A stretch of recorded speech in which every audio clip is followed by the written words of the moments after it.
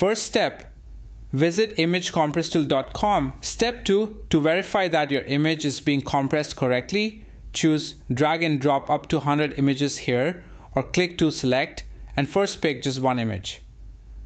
OMG, you can see the result, image compressed by 80%. Step 3, to download the pictures, click the download file button. Step 4, after that click reset to get rid of all the pictures and begin again. Step 5, try it now with 4 to 5 pictures and click the download zip button to get them all at once.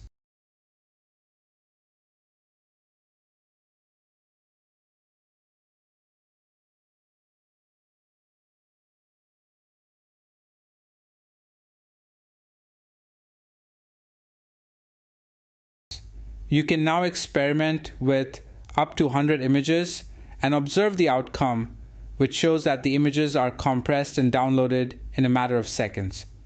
Check out the compressor tool now, imagecompresstool.com,